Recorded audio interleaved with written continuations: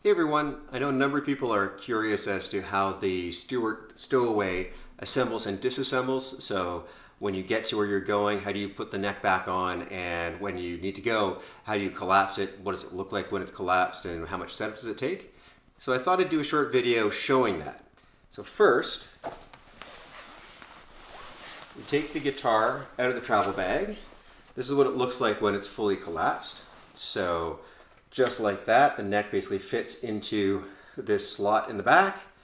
And I lay that flat on my lap. It's important that it be on your lap because that way it's not on a surface that'll scratch anything. You won't break the guitar and you won't break anything else. I put the neck side on my right. That way I can use my right hand to gently slide the neck out, my left hand to grab the strings. So I pull this out, get it roughly in place. Check that the strings haven't gotten twisted. I pretty often manage to get the strings twisted around. I've only had this guitar for a few days, so I'm still getting used to exactly how that fits and works. Once you have the strings lined up, make sure the saddles aren't twisted, nothing crazy is going on. Then you simply line the neck up with the pocket for it and push that down, and you'll notice the strings come to tension and the latch will click. Now this latch for me doesn't actually clip in place unless I stand it up, and I have to put it in place and then push on the latch just a little bit to get it to engage. So it's a bit of a pain that way, but once you get the latch in, now that's a temporary latch. So put this a little bit closer. It's this latch right here, if you guys can see that. So this is temporary. It's not in playable position yet. The way Jim Reed, the CEO of Stewart Guitars, describes it to me, he does it sitting in his lap like this, and he can somehow hold it in the right way. I find that tricky, so I stand it up and I push just a little bit on the neck and then tighten these thumb screws. So we've got these thumb screws here, which you don't put it to playing position that way. You hold the neck in position and then tighten the thumb screws. So to do that, I hold and then I tighten these thumb screws until they're in place.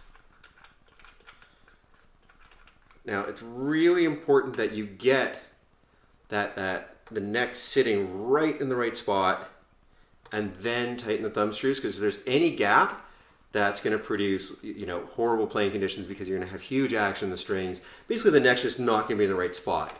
And what you're looking for, is another reason I stand it up the way I do, is that I can look at this gap. There's a gap in here, and you want to make sure it's flush against that. But once you've got it,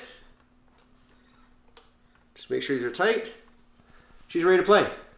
Now you've got a guitar that you're good to rock and roll with. You will almost definitely have to retune, so I would have to retune right now. You might have to adjust the truss rod, and I'll explain that in a second. To get it back and ready, packed to travel again, it's basically the same thing in reverse. So I like to stand it up. Again, the instructions say to do it another way in your lap. Make sure the latch is in place. Hold it so that you back off the thumb screws a little bit, and then you're just going to undo these thumb screws. And this is where that latch comes in handy again, because the latch, again, it's temporary.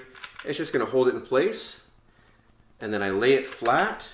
And from here, I can actually, I think I usually do it this way, pop the latch and then I have to lay it flat. Being very careful with it. One hand on the strings, the other hand on the neck, and just gently slide it back into position. And it's ready to travel. Ta-da!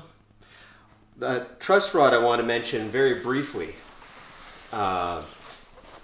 If you notice, right at the end of the neck, which actually is the part you disassemble, that is where the truss rod is. If you change geographic location, you go from one climate to another climate, chances are you will need to adjust that.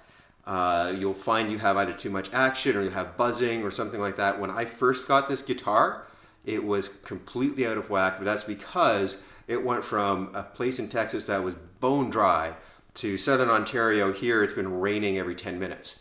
And that just makes sense. You have to adjust truss rods sometimes. So they include an Allen key for that. If you need any help, I went to the local guitar shop. If you're a Peterborough local, it's Mars Guitar Shop. They were fantastic. They guided me through how to adjust that, how to check that it's adjusted properly, and now I know how to do it. But that's something that you'll have to get used to if you're traveling. It's just a fact of traveling.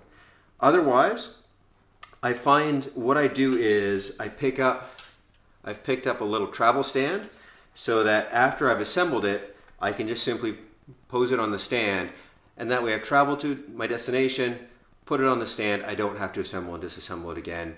The other option is to get some sort of a gig bag or something that you can throw in your suitcase, and that way after you've gotten your destination you assemble it and you don't keep assembling and disassembling it, because it's a pain. You have to retune every time. I mean, as you've seen, it only takes you like a minute to do, but you then have to adjust the guitar again. But that's it. That's the Stewart Travel Electric Guitar. It's only been a few days, but I'm really loving it so far. And check out stewartguitar.com if you're interested in checking out more. Again, I'm not paid by any of this. I'm loving it so far, and I hope that you find this useful. I'll post more videos as I get through this. I haven't changed strings yet, and if there's any questions, let me know in the comments below, or feel free to contact me in any case. Take care. Bye for now.